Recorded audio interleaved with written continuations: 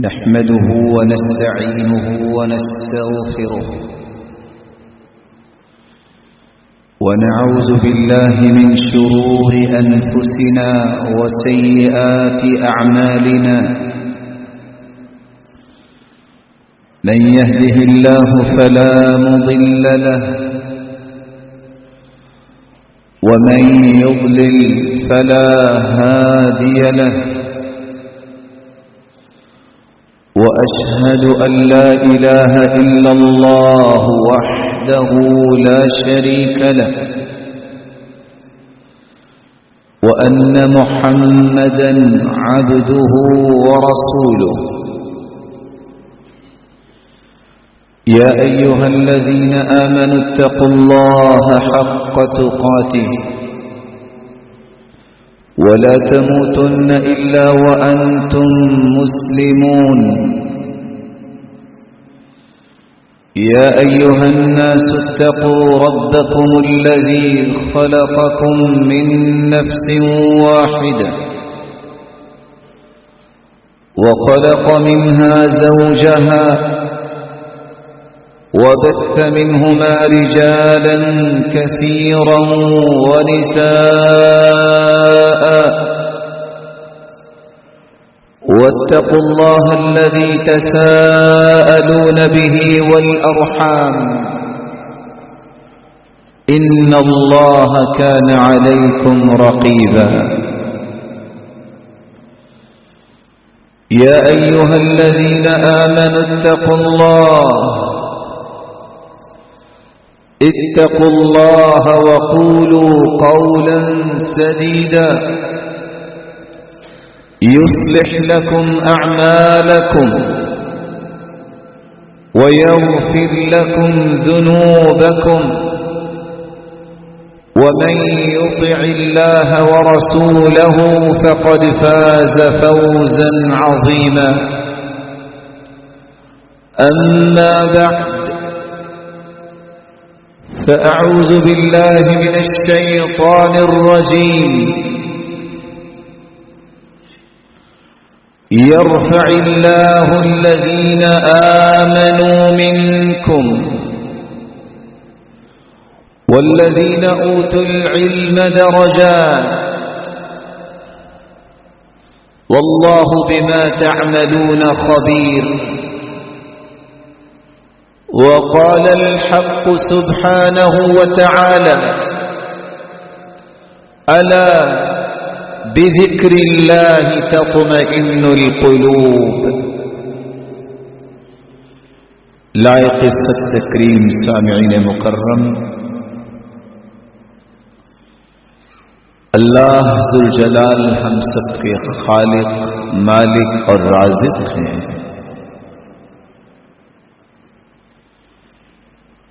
کل کائنات میں نظام اللہ ذوالجلال کا ہی چلتا ہے۔ نظام زندگی میں رب تعالی کی ہی تقسیم ہے کہ کسی کے لیل و نہار میں انتہا درجے کا سکون رکھا ہے اور کچھ دستیوں کوششوں کے باوجود ہر وقت ہی پریشان رہتے ہیں۔ مرد ہو یا عورت، پڑھا لکھا ہو یا جاہل،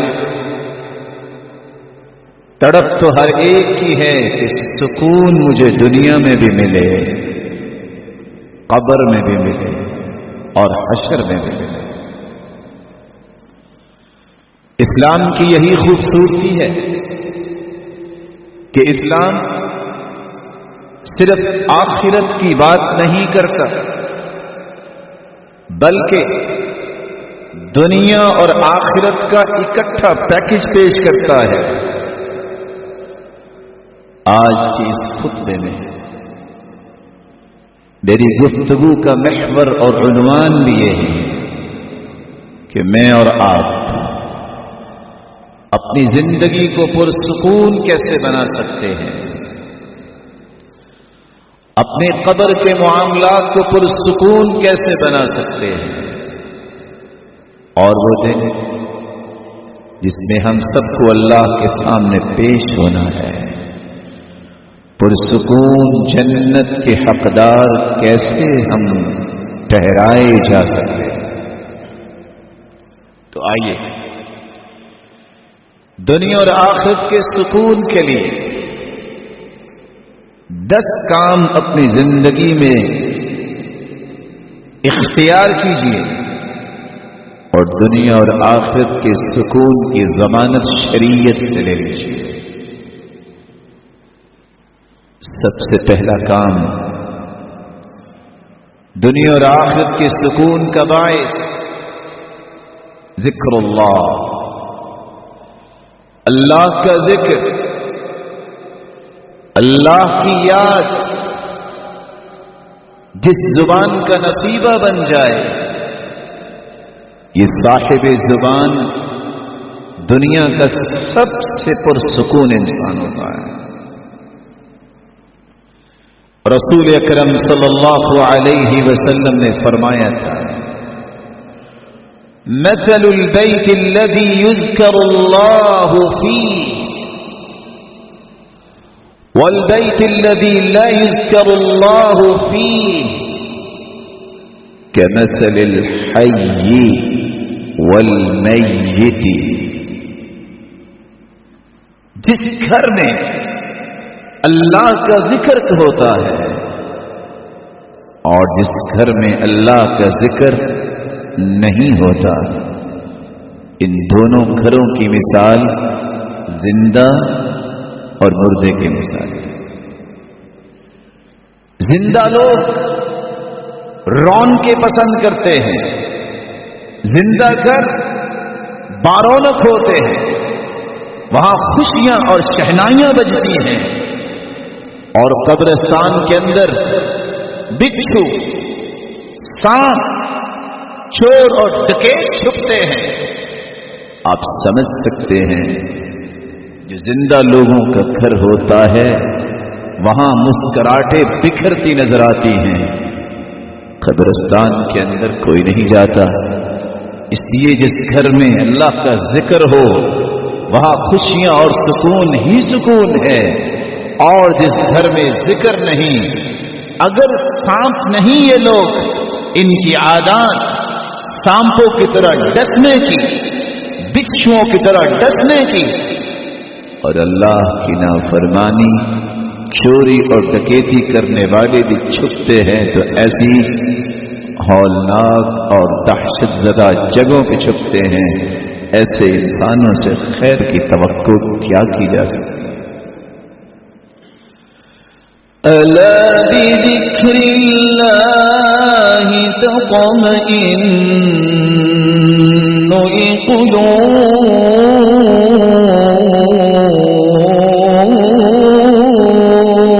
القلوب الذين آمنوا وعملوا الصالحات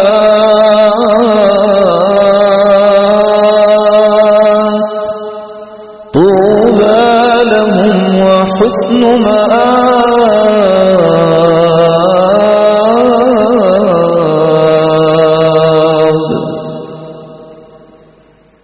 دلوں کا سکون، انسانی زندگی کا سکون، یہ اللہ نے اپنے ذکر میں رکھا ہے۔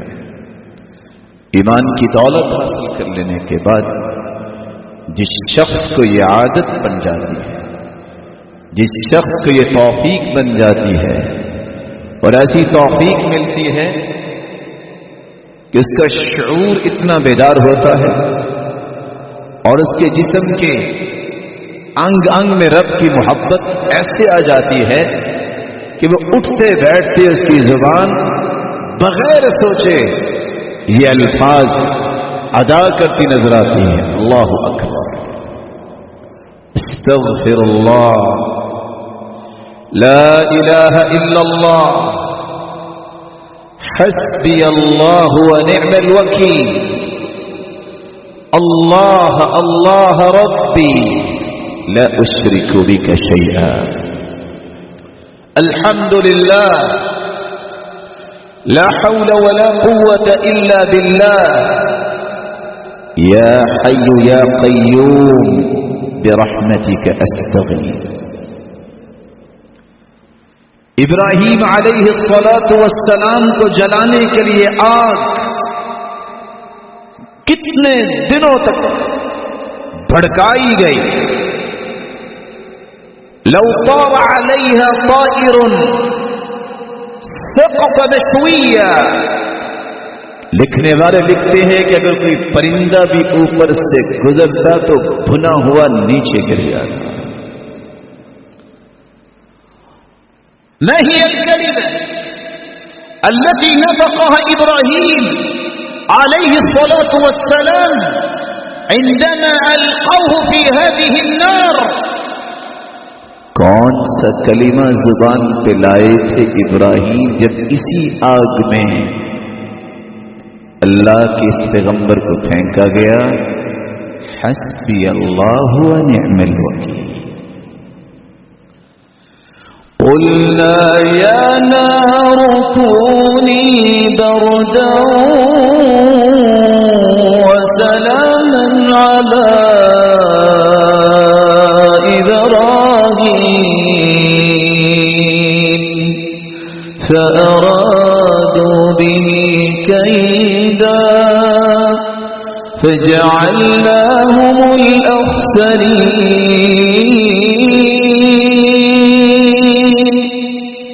ادھر ابراہیم علیہ السلام کو آگ میں پھینکا گیا، ادھر زبان سے یہ مبارک کلمہ اللہ کا ذکر ادا ہوا، ادھر ساتھ ہی اللہ ذو جلال کا حکم آگ کو ہو گیا. تیرے اندر جلانے کی جو صلاحیت ہے وہ میں نے سلب کر لی ہے، تم جلا نہیں سکو گے. کیا ہو جاؤ؟ بردن، ٹھنڈی ہو جاؤ. اور اتنی بھی ٹھنڈی نہ ہو جانا کہ میرے بندے کو سردی سے ہی کوئی پریشانی ہو جائے. وسلام، ٹھنڈک اور سلامتی دو وقت تیرے اندر آ جانے چاہیے. باپ نے جب دیکھا کہ ابراہیم علیہ السلام آرام سے بیٹھے اور صرف ہاتھوں پہ جو رسیاں ہیں، پاؤں پہ جو رسیاں ہیں، وہاں ہی آگ لگی ہے، اور جب وہ رسیاں جل گئی تو ہاتھ کھل گئے اور پاؤں بھی کھل گئے. تو کہتا ہے نعم الرب ربک یا ابراہیم. ابراہیم تیرا رب تو بہت بڑا نکلا، اس نے تمہیں آگ لگنے نہیں دی، اور اگر لگی بھی ہے تو ان رسیوں کو جس سے ہاتھ بندھے ہوئے تھے، لیکن ایمان پھر بھی. آج اس دنیا کی زندگانی میں، قبر و حشر میں سکون کی تلاش ہے. رب کے ذکر کو اپنی عادت بناؤ. اللہ ذوالجلال مجھے اور آپ کو نصیب فرمائے. اور یہ ایک ایسی عبادت ہے، نہ اس کے لیے کسی وقت کے انتظار کی ضرورت، نہ اس کے لیے کسی خاص لباس کی ضرورت، نہ اس کے لیے کہیں قبلہ رخ ہونے کی ضرورت، نہ اس کے لیے کسی پاکیزگی اور وضو کی ضرورت. آپ جس حالت میں ہیں رب کا ذکر ادا کیجئے. زندگی میں آپ جیسا پرسکون انسان کوئی نہیں. دوسرا کام، اگر زندگی میں سکون انسان کو تلاش کرنا ہے تو اللہ ذوالجلال کے پیغمبر پہ درود بھیجیے. ان اللہ وملائکته یصلون علی النبی یا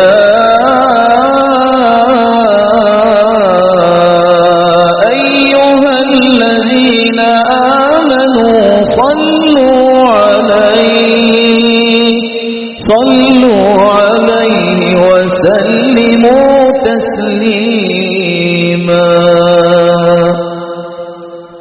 ایمان کا دعویٰ کرنے والوں، تمہارا ایمان اللہ پہ بھی ہے، فرشتوں پر بھی ہے، نبیوں پر بھی ہے، کتابوں پر بھی ہے، اور آخرت کے دن پر بھی ہے اور تقدیر کی اچھائی اور برائی پر بھی ہے.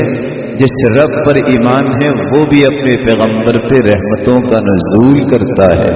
جس فرشتوں پہ تمہارا ایمان ہے وہ فرشتے بھی اللہ ذو جلال کے پیارے پیغمبر کے لیے دعائیں کرتے ہیں. جس نبیوں پر تمہارا ایمان ہے اس میں سب سے اعلیٰ اور ارفع اور اسما ہستی محمد الرسول اللہ صلی اللہ علیہ وسلم ہی یہ قرآن کی آیت تمہیں سکھا رہے ہیں. جن کتابوں پر ایمان ہے اس میں سب سے بہترین کتاب کی ہی یہ آیت ہے. اور حکم کیا ہے؟ اللہ بھی اپنی رحمتوں کی برکھا برساتے ہیں، فرشتے بھی دعائیں کرتے ہیں، تم بھی درود اور سلام بھیجا کرو. اللہ ذو جلال کے پیغمبر نے فرمایا نتیجہ کیا نکلے گا؟ من صلی علی واحدۃ صلی اللہ علیہ بہا عشرہ، جو ایک مرتبہ درود پڑھتا ہے اللہم صلی علی محمد وعلی آل محمد كما صليت على إبراهيم وعلى آل إبراهيم إنك حميد مجيد اللهم بارك على محمد وعلى آل محمد كما باركت على إبراهيم وعلى آل إبراهيم إنك حميد مجيد. 10 نیکیاں لکھی جائیں گی، 10 گناہ معاف کر دیے جائیں گے، 10 درجے بلند کر دیے جائیں گے. اور ایک نہیں 70 مرتبہ رب تعالی تم پہ بھی اپنی رحمت کی برکھا برسا دیں گے. وصلی اللہ علیہ وملائکۃ 70 صلاۃ، اور ایک نہیں کھربوں کی تعداد میں فرشتے تمہاری بخشش، مغفرت، برکت کی 70 مرتبہ دعائیں فرمائیں گے. آپ صبح و شام 10 مرتبہ پڑھ لو، قیامت کا دن ہوگا حلت لہو شفاعتی یوم القیامہ. اللہ کے محبوب فرماتے ہیں تم پڑھ کے تو دکھاؤ صبح و شام 10 مرتبہ. قیامت کو جب کوئی کسی کے کام نہیں آئے گا میں محمد اس کی سفارش اور شفاعت کروں گا. اور قیامت کا دن تو دور ہے، دنیا کے اندر ہی اذن تکفی ہمک ویغفر لک ذنبک، زندگی کے سارے گناہ ختم ہو جائیں گے اور زندگی کے سارے غم ختم ہو جائیں گے، تمہاری زندگی میں سکون آ جائے گا. معمول بنائیے اور کثرت سے درود پڑھنا جمعے کے دن حکم ہے. آج وہ دنیا میں لوگ کہاں ہیں جو عصر کی نماز پڑھ کے اپنے گھر کا دروازہ بند کر لیا کرتے، بیوی بچوں کو لے کے بیٹھ جاتے، کوئی آتا تو معذرت کرتے، کہتے نہیں آج کے دن کثرت سے درود پڑھنا ہے، بہت تھوڑا ٹائم رہ گیا مغرب کا، اور حکم ہے یہ من بعد صلاة العصر الى ان تغرب الشمس. جمعے کے دن ایک ایسی گھڑی ہوتی ہے جو بھی دعا کی جائے رب تعالیٰ اسے قبول فرماتے ہیں، اور وہ عصر سے شام کے درمیان ہوتی ہے، اور وہ لوگ شام تک دروازہ نہیں کھولا کرتے. اللہ میرے اور آپ کے شوق اور ذوق میں ان باتوں کو شامل فرمائے. تیسرا طریقہ جس سے میری اور آپ کی زندگی پرسکون ہو سکتی ہے، مشینری بناتے ہیں کسی مقصد کے لیے، اس کا یہ بٹن یوں آن کریں تو یہ اس کا پرپس سامنے آئے گا، اس کی یہ ایکٹیویٹیز ہیں. سر سے لے کر پاؤں تک مجھے اور آپ کو اللہ نے تخلیق کیا ہے، اس کا بھی ایک مقصد ہے، وہ ہے عبادت، وہ ہے نماز. پرسکون زندگی کے لیے نماز کی پابندی. رسول اکرم صلی اللہ علیہ وسلم 50 نمازوں کا تحفہ لے کر آئے. ہر حکم اللہ نے زمین پہ پہنچایا، لیکن نماز کا گفٹ دینے کے لیے رب تعالیٰ نے 7 آسمانوں میں بلایا اور 50 دی، پھر 5 ہوئی، آج پڑھتے 5 ہیں، اجر و ثواب 50 کا ہی ملتا ہے. لیکن آج بھی اگر کوئی، میں کہتا ہوں سال نہیں، روز نہیں، ہفتے میں 1 دن تو ایسا گزاریے نہیں تو مہینے میں ایک دن تو ایسا گزاریے. آہستہ آہستہ آپ کی عادت بن جائے گی. 17 رکعتیں آپ فرائض پابندی سے صف اول میں تکبیر اولا کے ساتھ پڑھنے کی عادت بنائیے. 2 فجر، 4 ظہر، 4 عصر، 10 اور 3 مغرب، 13 اور 4 عشاء. یہ پہلی سب کو نہ چھوڑیے. 12 رکعتیں رسول اللہ صلی اللہ علیہ وسلم نے فرمایا من صلى 12 ركعة بني له بيت في الجنة. صبح اور شام 24 گھنٹوں میں 12 رکعتوں کی ادائیگی کیجیے. 4 قبل الظهر وركعتين بعدها وركعتين بعد صلاة المغرب وركعتين بعد العشاء وركعتين قبل صلاة الفجر. 4 ظہر سے پہلے، 2 ظہر کے بعد اور 2 مغرب کے بعد، 2 عشاء کے بعد اور 2 فجر سے پہلے. یہ 12 رکعتوں کی پابندی کیجیے. ایک ٹیڑی پیسہ آپ کو پے نہیں کرنا. رب تعالیٰ اپنی جنت میں آپ کے لیے ایک خوبصورت گھر روزانہ ہی تیار کر دے. 17 اور 12 کتنے رکھتے ہو؟ 29. رسول اکرم صلی اللہ علیہ وسلم کا معمول یہ ابھی چند ایام قبل رمضان گزرا. ما زاد رسول اللہ صلی اللہ علیہ وسلم في رمضان ولا في غير رمضان على 11 ركعة. اللہ کے رسول صلی اللہ علیہ وسلم رمضان اور غیر رمضان، شوال، ذی القعدہ، ذی الحجہ، یہ اللہ کے بنائے ہوئے مہینے ہیں. ان تمام مہینوں میں بھی 11 رکعتوں کی پابندی کیا کرتے، نہ اس سے زیادہ نہ اس سے کم. رسول اکرم صلی اللہ علیہ وسلم کی زوجہ مطہرہ سیدہ عائشہ رضی اللہ عنہا کی روایت اگر صحیح بخاری کی صحیح ہے، معمول بنائیے. اللہ کی قسم اس رات کی تاریکی میں یہ 11 رکعتیں پڑھنے والوں سے پڑھ کے دنیا میں کوئی پرسکون انسان نہیں. اللہ نے خود اس راز کو کھولا ہے. یا ایھا المزمل قم اللیل الا قلیلا نصفه او انقص منه قلیلا او زد علیہ ورتل القرآن ترتیلا. اور آگے اللہ تعالیٰ نے فرمایا ان ناشئة الليل هي اشد وطئا واقوم قیلا. رات کو اٹھنا اور اٹھ کے رب تعالیٰ کے سامنے کھڑے ہو جانا. کائنات میں سب سے بہادر دل انسان وہ ہوتا ہے جو رات کو اللہ کے سامنے کھڑا ہوتا ہے.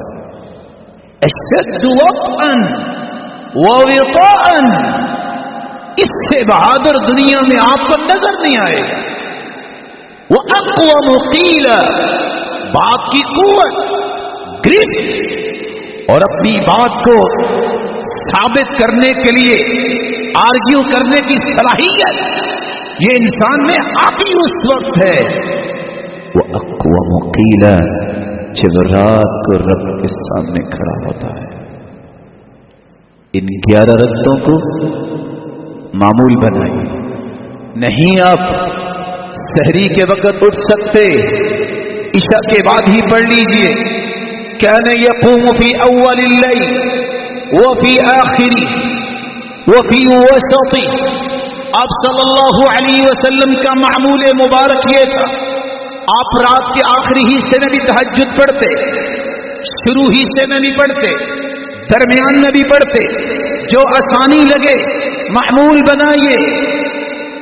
11 اور 29 40 رکھتے. اگر تہجد کے وقت نہیں اٹھ سکتے عشاء کے بعد پڑھ لیجئے.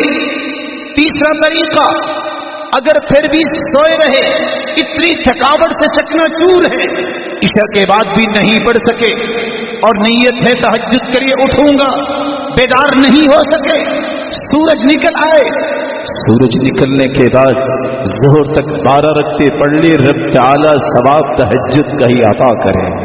صحیح مسلم کی روایت ہے، اگر یہ بھی نہیں ہو سکا، تم نے نیت کی ہے کہ میں تہجد پڑھوں گا، بیداری نہیں ہو سکی، کتب لہ قیام اللیل، تمہاری نیت کی وجہ سے تمہیں رات کے قیام کا اجر عطا کر دیا جائے گا۔ اور اگر آپ نیت کرنا بھی بھول گئے، من صلی الفجر فی جماعہ والعشاء فی جماعہ کان کقیام لیل، عشاء اور صبح کی نماز کی پابندی جماعت کے ساتھ کر لے، رات کے قیام کا اجر اللہ پھر بھی تمہیں عطا کرے۔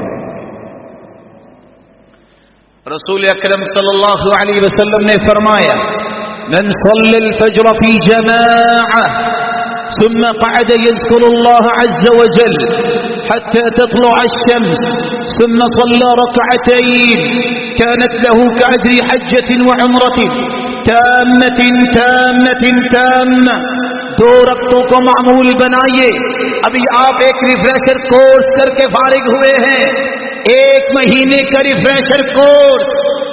فجر کی نماز کے بعد اپنے آپ کو اذکار میں مشغول کیجئے، سورج نکلنے کے بعد 2 رکعتیں یہ پڑھ لیجئے، یہاں بیٹھے، کوئی سفر نہیں، کوئی مال نہیں آپ نے خرچ کیا، کوئی آپ کی ایکٹیویٹی نہیں ہے کہ آپ منا جائیں اور آپ صفا جائیں، آپ مروا جائیں، رب تعالیٰ کے پیغمبر کی زبان اطہر کا یہ فیصلہ ہے، تم جہاں بھی ہو، حج اور عمرے کا اجر و ثواب تمہارے نام اعمال میں لکھ دیا جائے۔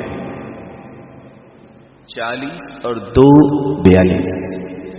رسول اللہ صلی اللہ علیہ وسلم نے فرمایا، حدیث قدسی ہے، اللہ ذوالجلال فرماتے ہیں، یا ابن آدم ارکع لی 4 رکعات فی اول اللیل اکفیک آخرہ۔ میرے بندے، جب سورج کی روشنی دنیا کے اندر پھیل جائے، دن کے شروع میں 4 رکعتیں تم پڑھ لو، سارا دن میں تجھے کافی ہو جاؤں گا۔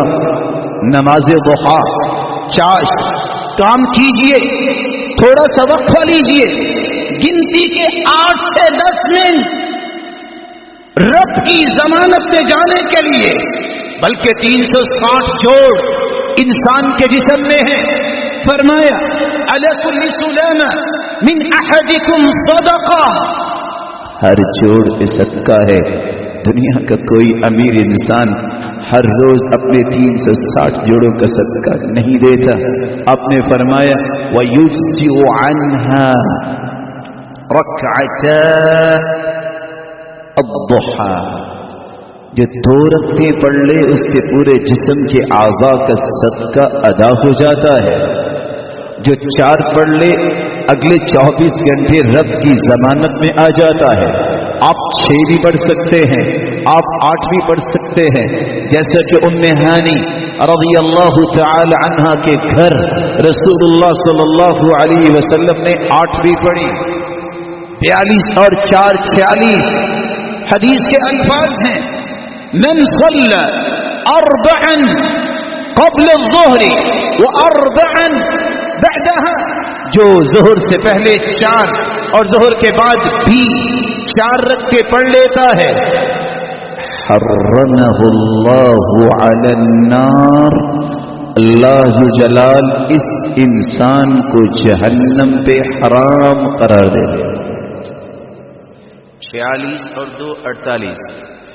رسول اکرم صلی اللہ علیہ وسلم نے فرمایا، رحم اللہ رجلا صلی قبل العصر 4، جو عصر سے پہلے 4 رکعتیں پڑھ لے، رب تعالی اس انسان پہ اپنی رحمتوں کی برکھا برساتے ہیں۔ 48 اور 4 52۔ رسول اکرم صلی اللہ علیہ وسلم نے فرمایا، ما بین کل اذانین صلاۃ، تکبیر اور اذان کے درمیان بھی نماز ہے. آپ مغرب کی اذان سنیے، 2 رکعتیں پڑھیے. رسول اللہ صلی اللہ علیہ وسلم کے صحابہ كانوا يبتدرون الى السواری، اذان سنتے دوڑ کے ستونوں کے پیچھے آ جاتے. باہر سے آنے والے کو پتہ نہ چلتا یہ نماز ختم ہوگی ہے، نماز سے پہلے کی رکھتے ہیں یا بعد کی رکھتے ہیں. 54 رسول اللہ صلی اللہ علیہ وسلم نے فرمایا، میں جب جنت میں گیا میں نے دیکھا کہ میرے آگے چلنے کی کسی کے چلنے کی مجھے آواز سنائی. جبریل یہ کون ہے؟ جواب ملا یہ ھذا بلال یمشی امامک، یہ بلال آپ کے آگے آگے چل رہا ہے. واپس آئے، یا بلال ای عمل ارجع عندک، کون سا عمل ہے زیادہ پر امید تیرے پاس؟ آپ نے ہی تو سکھایا تھا نہ اصابنی حدث قط، جب بھی میں بے وضو ہوتا ہوں وضو کر لیتا ہوں، ہر وقت باوضو رہنے کی عادت بنائی ہے. وما توضأت الا وصليت عنده ركعتين، اور جب بھی وضو کرتا ہوں 2 رکعتیں پڑھ لیتا ہوں.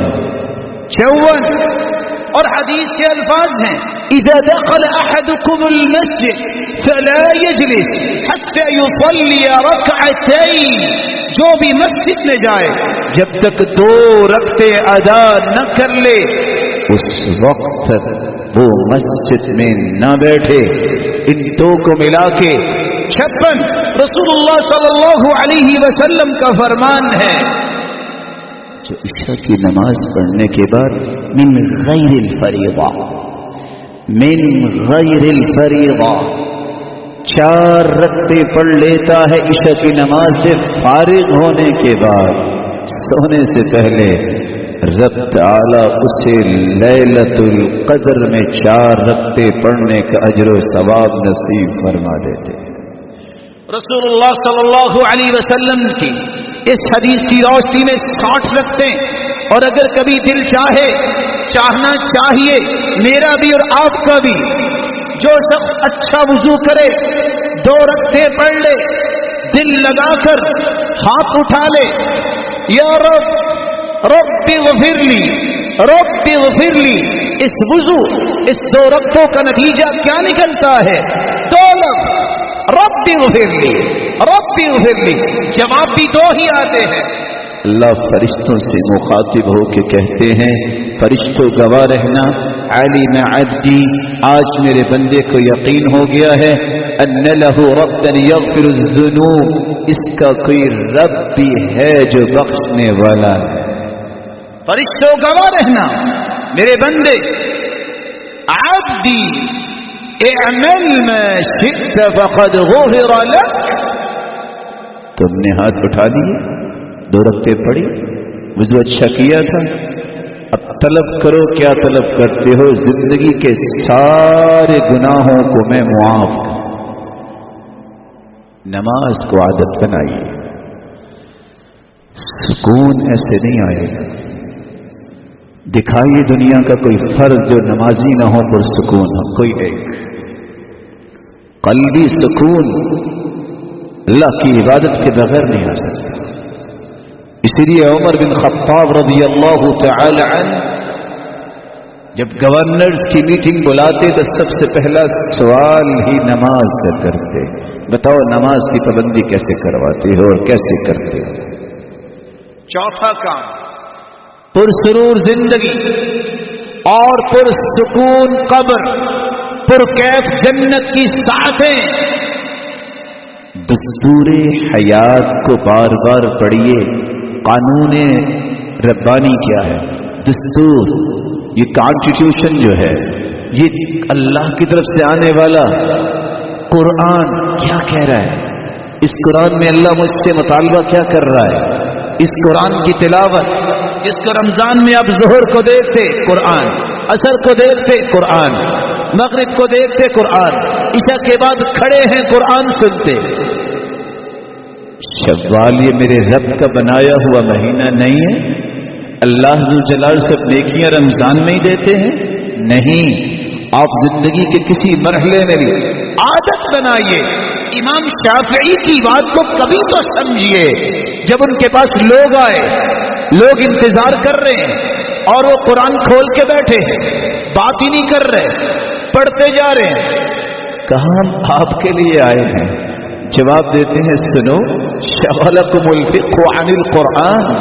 لگتا ہے تجھے فقہ نے, فقہا کی جماعت آئی, تمہیں فقہ نے قرآن سے مشغول کر دیا. انی لأصلی العتمہ, میں تو بس اوقات شب کی نماز پڑھتا ہوں. وأضع المصحف بین یدی, قرآن کھول کے بیٹھ جاتا ہوں. فنأطبقه حتى الصباح, پڑھتے پڑھتے لذت یہ آتی ہے, چلو تھوڑا سا اور پڑھ لو. پتہ اس وقت چلتا ہے جب صبح کی اذان ہو جاتی ہے. معمول بنائیے, روزانہ کی تلاوت کو معمول بنائیے. یحییٰ بن معاذ رضی اللہ رحمہ اللہ, جب ان سے پوچھا گیا کوئی خواہش, مسکرا کے موت کی کشمکش میں کس خواہش کا اظہار کر رہے ہیں؟ اشتہی شیئین, صرف دو خواہشیں. کون سی دو خواہشیں؟ بیتا خالیا ومصحفا جید الخط اقرأ فیہ. کوئی خالی گھر مل جائے, کوئی نہ آئے, میرے سامنے قرآن مجید کا خوبصورت نسخہ ہو, میں قرآن پڑھتا جاؤں اور اسی طرح اپنے رب کے پاس چلا جاؤں. آج اس طرح کی خواہشیں ختم ہو گئی. اللہ میری اور آپ کی خواہشوں کے دھارے درست فرما دے. اللہ کا ذکر, اس کے پیغمبر پہ درود, عبادت سے محبت, اس کی ادائیگی, قرآن مجید کی تلاوت, روزانہ کا معمول. اور پانچویں بات, اپنے گھر میں اپنی ذمہ داری کا ثبوت دیجیے. گھر والوں کو نمازی بنائیں, وقت پہ بیوی کو, اپنی اولاد بیٹے اور بیٹیوں کو نماز پڑھائیں. یہ ذمہ داری بھی ایسی ہے جس کی ادائیگی کے بعد قلبی سکون آتا ہے, جس کی ادائیگی کے بعد زندگی میں سرور آتا ہے. اور گھر میں اپنے آپ کو رکھنے کی عادت بنائیں, مت اپنے دل میں پریشانی لائیں. فلاں تو وہاں جا رہا, فلاں تو وہاں جا رہا, یہ دیکھو محمد مصطفیٰ کہاں جا رہے. کسی ایک صحابی کا عمل دکھائیے کہ اس نے 1 سے 8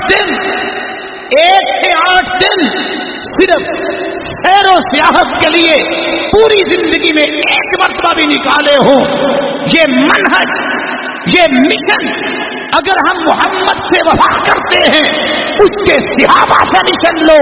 وہ کہا کرتے تھے سیاحت امتی الجہاد, میری امت کی سیر و سیاحت جہاد ہے. جہاد علم کو بھی کہتے ہیں, جہاد قلم سے بھی ہوتا ہے, جہاد مال سے بھی ہوتا ہے, اور جہاد اعلاء کلمت اللہ کے لیے کافر کی صفوں کو چھیننے سے بھی ہوتا ہے. مشن, منہج غلط نہ بنائیے. گھر میں قرار پکڑیے, گھر میں وقت دیجیے. بچوں, اولاد, والدین, ان کی آنکھوں کو ٹھنڈا کیجیے, تمہیں بھی سکون ملے گا. اللہ عز و جلال نے اس لیے سکون کا لفظ جو نازل کیا ہے قرآن مجید میں فرمایا وَاللَّهُ جَعَلَ لَكُم مِّن بُيُوتِكُمْ سَكَنًا وَجَعَلَ لَكُم مِّن جُلُودِ الْأَنْعَامِ بُيُوتًا تستخفونها يوم ظعنكم ويوم إقامتكم ومن أصوافها وأوبارها وأشعارها أثاثا ومتاعا إلى حين.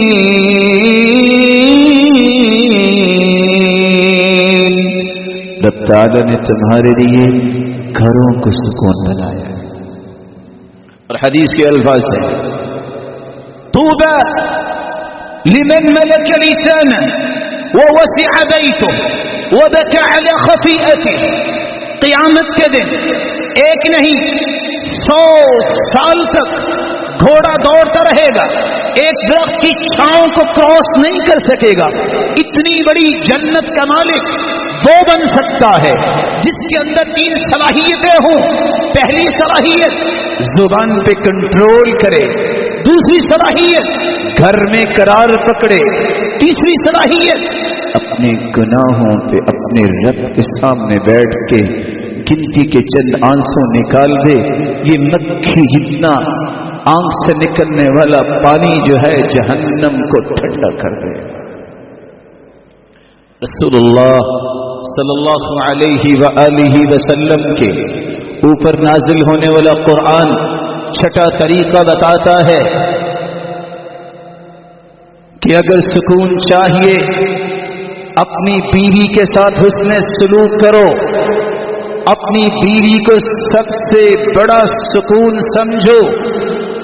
فیس بک سے سکون نہیں, یہ دنیا کے ٹولز اور اپلیکیشن سے سکون نہیں, غلط کاری کے لیے 2-2 گھنٹے کی کال سے سکون نہیں, یہ 10 روپے سے 100 روپے کے پیکج لے کے ایمان کے زخم کرنے سے سکون نہیں. اپنی بیوی سے سکون حاصل کرو, تمہیں دنیا میں بھی سکون ملے گا اور آخرت میں بھی سکون ملے گا. خیرکم خیرکم لأہلی وانا خیر لأہلی. تمہاری بہتری کا ایک اور معیار ہے. تم دنیا جہان کے امیر ہو, تم دنیا جہان کے پڑھے لکھے ہو, دانشور ہو, تم دنیا جہان کے حکمت دان ہو. اگر تم بیوی کے معاملے میں ٹھیک نہیں تو شریعت کی نظر میں تمہارا ٹھیک ہونا کنسیڈر نہیں ہوتا. تم میں بہترین وہ ہے جو اپنی بیوی کے معاملے میں بہتر ہے. اور اللہ کے رسول نے فرمایا میں اپنی بیویوں کے معاملے میں بہت بہتر ہوں. اسی لیے قرآن نے واضح الفاظ میں یہ حکم دیا, یہ خبر دی ہے وَمِنْ آيَاتِهِ أَنْ خَلَقَ لَكُم مِّنْ أَنفُسِكُمْ أَزْوَاجًا لِتَسْكُنُوا إِلَيْهَا وَجَعَلَ بَيْنَكُم مَّوَدَّةً وَرَحْمَةً إِنَّ فِي ذَلِكَ لَآيَاتٍ لِقَوْمٍ يَتَفَكَّرُونَ. اللہ نے بہت نشانیاں دنیا میں بھیجی ہیں. اتنا بڑا آسمان بغیر ستونوں پہ کھڑا ہے, بہت بڑی نشانی ہے. اتنی بڑی زمین اور اتنا پانی جس کا میں اور آپ اندازہ نہیں کر سکتے. اس پہ سارا نظام رب کا ہے. طرح طرح کی دنیا ہے, رب کی نشانی ہے. کس طرح ایک بند انڈے سے کس طرح ایک ہنستا اور مسکراتا ایک چھوٹا سا جو ہے وہ اللہ ذوالجلال کا بنایا ہوا وہ مرغی کا بچہ نکل آتا ہے. کیسے اور کس طرح پتھروں میں پڑے چیونٹیاں اور کیڑے مکوڑوں کو رب خوراک دیتا ہے. کیسے یہی پتے اگر بکری کھاتی ہے تو دیکھیں اس کا فضلہ کیسا. یہی پتے شہتوت کے اگر چند کیڑے کھا لے تو وہ ریشم نکالتے ہیں. یہی پتے اگر وہ ہرن کھا لے تو کستوری نکالتی ہے. یہ کیسی کیسی نشانیاں ہیں رب تعالی نے رکھی. لیکن ان نشانیوں میں سے ایک نشانی اللہ کی ہے جس نے تمہارے لیے شادی نکاح کے ذریعے بیوی کا بندوبست کیا اور اس گھر کو, اس خاندان کو, اس معاشرے کو جس جگہ بھی کو رہ رہا ہے اس کو پرسکون بنانے کا ایک موقع فراہم کیا. یاد رکھیے قرآن کی تینوں آیتوں کو جمع کرنے سے پتہ چلتا ہے گھر اور اسی طرح بیوی اور تیسرا لفظ جو 7واں ہم کام میں بتانے جا رہا ہوں، رات کا صحیح استعمال کیجیے۔ رات بہت بڑی نعمت ہے، چھپی چیز ہمیشہ قیمتی ہوتی ہے۔ آپ بادام کا چھلکا لیں، اس کی قیمت نہیں، اس کے اندر گری کی قیمت ہے۔ آپ کسی مخلص آدمی جو چھپ کے اللہ کی عبادت کرتا ہے، اس کی قیمت حدیث سے پوچھیے۔ ان اللہ یحب العبد التقی الغنی الخفی، اللہ کا پسندیدہ وہ ہے جو مستغنی ہے لوگوں سے، متقی ہے اور کوئی اس کو جانتا ہی نہیں، لیکن اللہ کے ہاں اس کا مقام ہے۔ آپ لوگوں کے سامنے کھڑے ہو کے 2 رکعتیں پڑھیں، آپ کو 2 رکعتوں کا ثواب ملے گا، لیکن یہی 2 رکعتیں آپ اکیلے بند کمرے میں پڑھیں، حیث لا یراہ الناس، جہاں لوگ آپ کو دیکھ نہیں رہے، تو ضاعف ب25 صلاۃ، 25 گنے آپ کو اجر زیادہ ملے گا۔ رب تعالی نے اسی لیے تہجد بھی رات کو رکھی ہے۔ راز کیا ہے؟ دل اس وقت صرف رب کے ساتھ ہم کلام ہو، دنیا کی کوئی سوچ نہ ہو۔ رات کا صحیح استعمال کیجئے، پرسکون ہو جائیں گے۔ پہلا استعمال رات سو کے، رات سونے کے لیے ہے، سکون لینے کے لیے ہے۔ رات جاگ کر دن کو سونا سکون نہیں آئے گا۔ پہلی بات، رات میں سونے کا وقت نکالیے، فطرت کے اصول چینج نہ کیجیے۔ رات کے 1 گھنٹے کی نیند صبح کے 3 گھنٹوں کی نیند سے بھی بہتر ہے۔ جسم کی ضرورت ہے اور جسم کے خلیات کی بھی ضرورت ہے۔ اور آج تو کافر بھی اس بات کو مانا، اس آیت کو پڑھ کے سمجھ کے اس نے کہا ہاں 12 بجے سے لے کر 2 بجے تک کا ٹائم اتنا مہم ہے، جو سو جائے اس کے جسم کے تمام خلیات کی پروٹیکشن کے لیے اور خون کی پراپر سرکولیشن کے لیے اور پورے جسم کی جو ضروریات ہے اس کو پورا کرنے کے لیے یہ وقت ضرور سوئیے۔ اگر نہ سویا جائے اس سارے خلیات اپنی جگہ پہ جب نہیں پہنچتے 1 سے 10 بیماریاں اس وقت پیدا ہوتی ہیں۔ قرآن اس لیے کہتا ہے فَالِقُ الْإِصْبَاحِ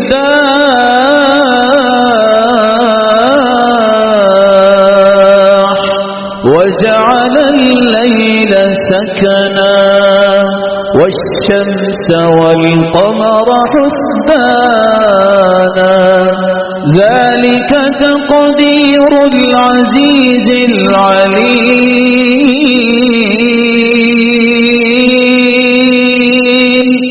فَالِقُ الْإِصْبَاحِ، دن کو رات سے نکالنے والا وہی ہے۔ وَجَعَلَ اللَّيْلَ سَكَنًا، اس نے رات کو سکون والی بنایا ہے۔ والشمس والقمر حسبانا، یہ دنیا کے نظام کو سورج اور چاند کے ساتھ منسلک کر دیا ہے۔ چاند سے پتہ چلے گا کون سا مہینہ شروع ہوا۔ سورج سے انسانی زندگی قائم ہے رب کی مشیت کے تابع۔ سورج کی روشنی انسانی زندگی اور انسانی جسم کے لیے بہت ضروری ہے۔ ساتھ یہ کہہ دیا ذالک تقدیر العزیز العلیم، یہ اندازے اس کے بیان ہو رہے ہیں جو سب سے زیادہ علم والا ہے، وہ اللہ ہے، غالب بھی وہ ہے۔ میرا اور آپ کا اندازہ، چلو رات کو میں یہ کام کرتا ہوں دن کو سو جاؤں گا، کیا احکم الحاکمین تو وہ تھا تمام حکمتوں والا، اس کا اندازہ اور میرے اندازے میں کوئی فرق ہی نہیں ہے۔ رب کا اندازہ اچھا ہے یا میرا اندازہ اچھا ہے؟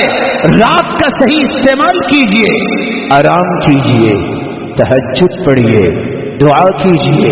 وبالاسحار ہم یستغفرون، سحریوں کے وقت استغفار کرنے والے اور رات کے تہائی حصے میں صحیح بخاری کی روایت ہے ينزل ربنا تبارك وتعالى كل ليلة إلى السماء الدنيا حين يبقى ثلث الليل الآخر فيقول من يدعوني فأستجيب له من يستغفرني فأغفر له فلا يزال كذلك حتى يضيء الفجر.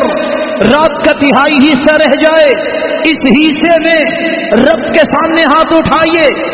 وہ آسمانی دنیا پہ میرا مالک تشریف لاتے ہیں کیسے؟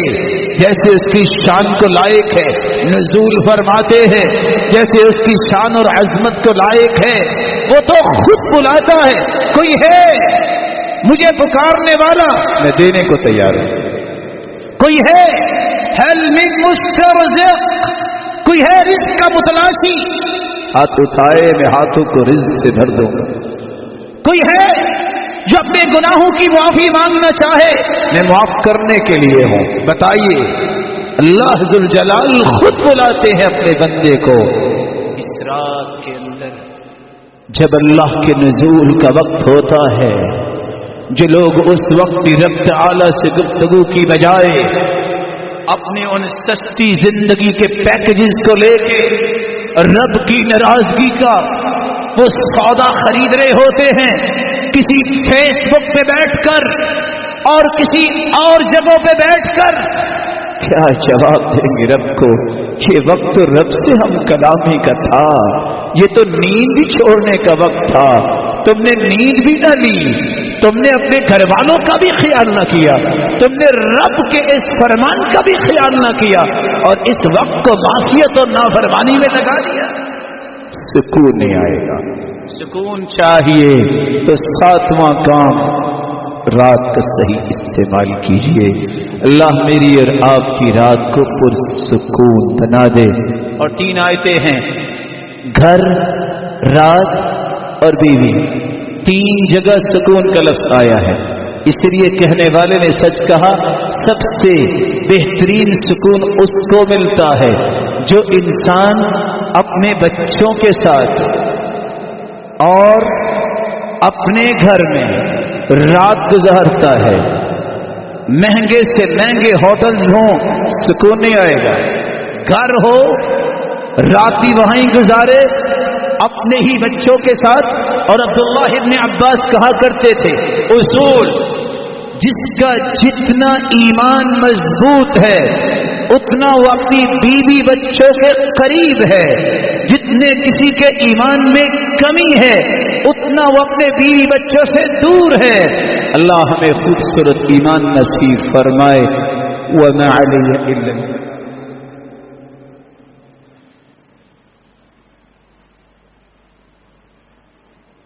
الحمد لله على إحسانه والشكر له على توفيقه وامتنانه. أما بعد فأعوذ بالله من الشيطان فإنه عدو للإنسان. 8واں طریقہ جس سے آپ کی زندگی پر سکون ہو سکتی ہے آپ دنیا کی تمام نعمتوں کو قبضے میں کر لیں.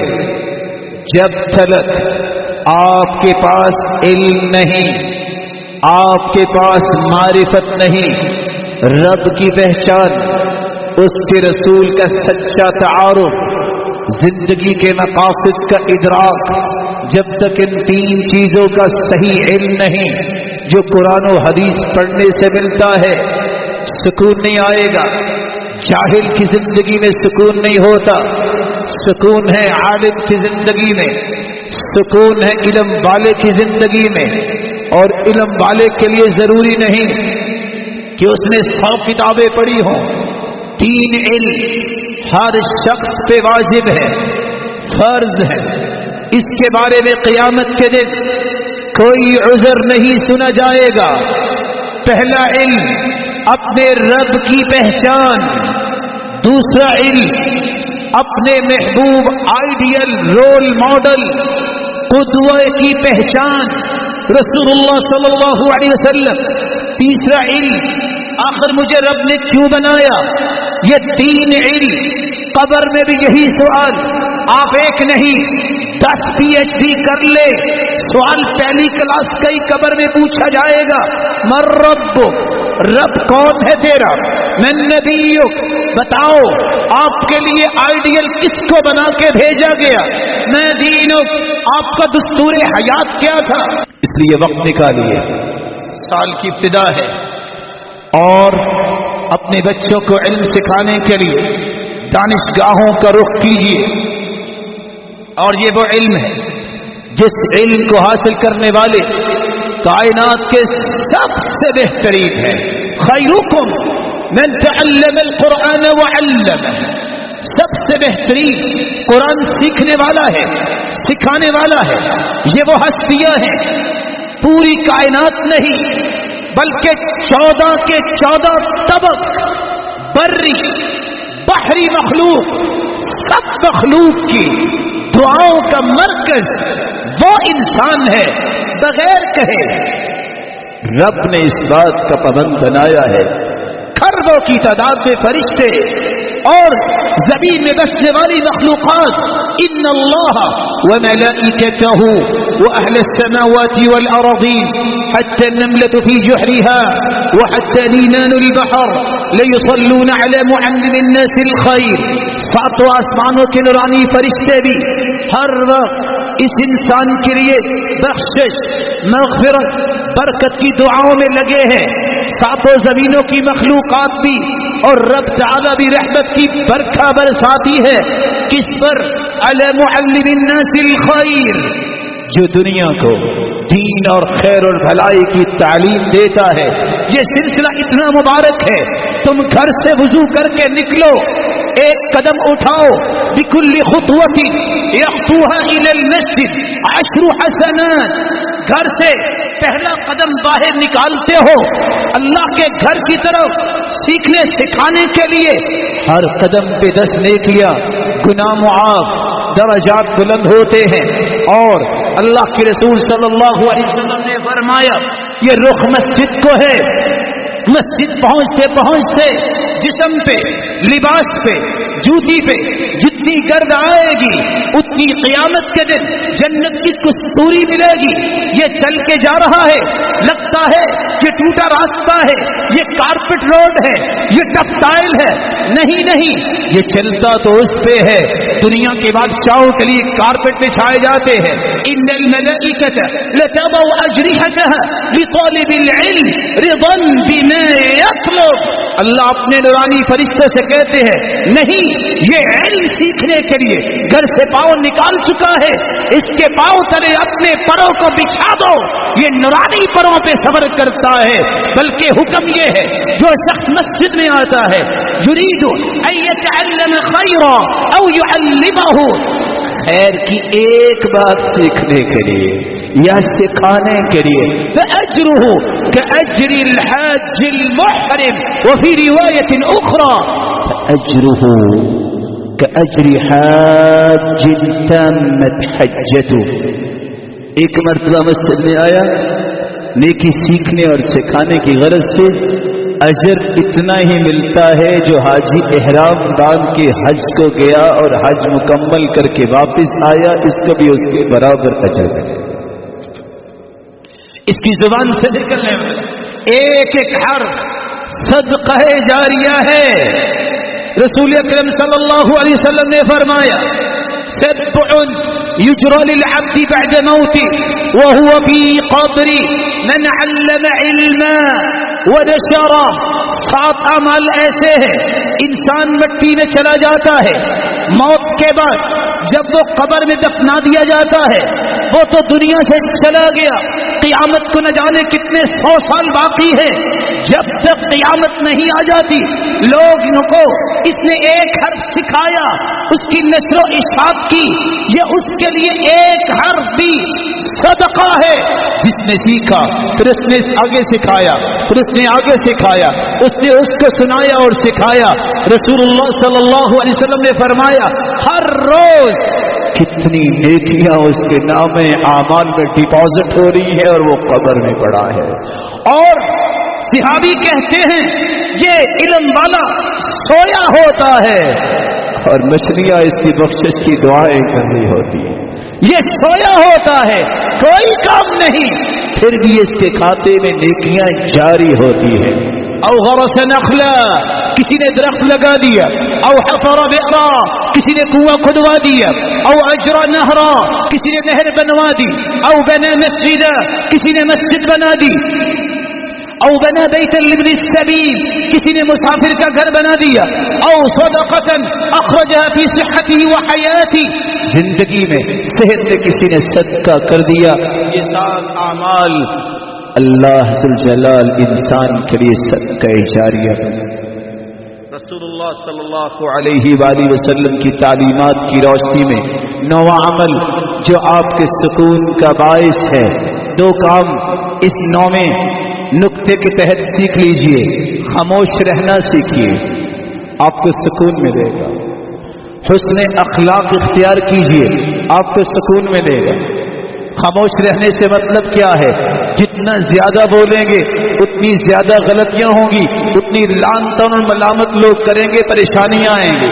خاموش رہنا سیکھیے، مقصد کی بات کیجئے، نرمی سے بولیے، اخلاقیہ بڑے کا احترام کیجئے.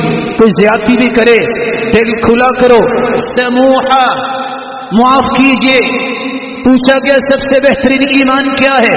قال الصبر والسماحہ، صبر، برداشت، بہادری کے ساتھ وہ وقت گزارنا، خاموشی کے ساتھ تکلیف کا وقت گزارنا، یہ صبر ہے. سماحہ، کچھ بھی ہو گیا ہے، جاؤ تجھے معاف کرتا ہوں. کشادہ دل، کشادہ دل بنائیے، سکون ملے گا. کیونکہ اللہ کے رسول کا فرمان ہے اسمحوا یصلح لکم، تم دنیا میں معاف کرو، رب تعالیٰ تمہیں قیامت کو معاف کر دیں گے. اللہ ذوالجلال میری اور آپ کی زبان کو خوبصورت بنائے اور اخلاق کو اچھا بنائے. 10واں اور آخری کام جو میں آپ کی خدمت میں پیش کرنے جا رہا ہوں، حکمت اور تواضع، یہ نہ چھوڑیں. حکمت کیا ہے؟ ضروری نہیں آپ ہر بات کا جواب دیں، ضروری نہیں ہر بات کا جواب اسی وقت دیں، ضروری نہیں کہ آپ بات کا جواب دیتے وقت اپنے آپ کو سچا ثابت کرنے کی کوشش کریں. نہیں، حکمت دانائی یہ ہے غلط بات کو لگام دیں. الحکم عربی زبان میں لگام کو کہتے ہیں. یہ لگام جب میں اور آپ زبان کو دیتے ہیں، مناسب بات، کچھ وقت ٹھہرا بھی جا سکتا ہے، بعد میں اس کی وضاحت ہو سکتی ہے. ضروری نہیں کہ میں یہ بات کر کے چھوڑوں گا. رک جائیے، اس سے اچھی تعبیر، اس سے اچھے کلمات، اس سے اچھے الفاظ اللہ آپ کی زبان پہ لے آئیں گے. نقصان نہیں ہوگا، پریشانی نہیں ہوگی، سکون آئے گا.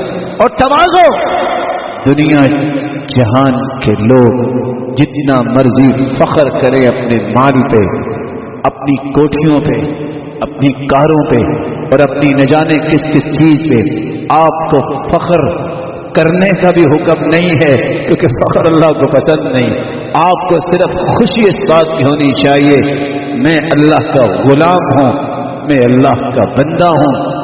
کن کے شجرہ یرمی الیہ الاحجار وترمی الیہم الاسمار، درخت بن جاؤ. لوگ پتھر مارتے ہیں، درخت کھڑا ہے. لوگ پتھر مارتے ہیں بیر اتارنے کے لیے اور آم اتارنے کے لیے، وہ پتھروں کے مقابلے میں آم اور بیر گراتا ہے. درخت بنو جس پہ زیادہ پھل لگتا ہے، اس کی ٹہنیاں زیادہ جھک جاتی ہیں. اس درخت کی رکھوالی بھی لوگ زیادہ کرتے ہیں اور بڑی نرمی سے پھل بھی اتار لیتے ہیں. یہ اس وقت نہیں بنتا بندہ جب تک یہ حصہ دل کا، یہ صاف نہ ہو، یہ پیارا نہ ہو. 30 سال کی عمر میں سعد مسلمان ہوئے، 36 سال کی عمر میں فوت ہو گئے. لیکن 3 انعامات ایسے ہیں جو میری اور آپ کی ضرورت ہے. صرف 6 سال اسلام کی زندگی، کوئی فوت ہوتا ہے، اعلان ہوتا ہے، ان کی وفات پہ اللہ نے جبریل کو بھجوایا، اللہ کے رسول کو خبر دی. اور خبر کیا تھی؟ اهتز عرش الرحمن لموت سعد بن معاذ. یہ روح جب جا رہی تھی، اس کے استقبال کے لیے اللہ کا عرش جھوم اٹھا. وہ اتنی پیاری روح کیسے بن گئی؟ زمین پہ چلتے تھے، جنت کی بشارت مل گئی. وہ جنت کی بشارت کیسے مل گئی؟ جب جنازے کا وقت آیا، ایک نہیں آج بڑے بڑے جنازے آپ نے دیکھے، 70,000 آسمانی فرشتے جنازے میں شرکت کے لیے آئے. کس لیے؟ لا اجد غلا لاحد من المسلمین. دل صاف، کسی کے بارے میں بغض اور کینہ اور دشمنی یہاں پالتے نہیں تھے.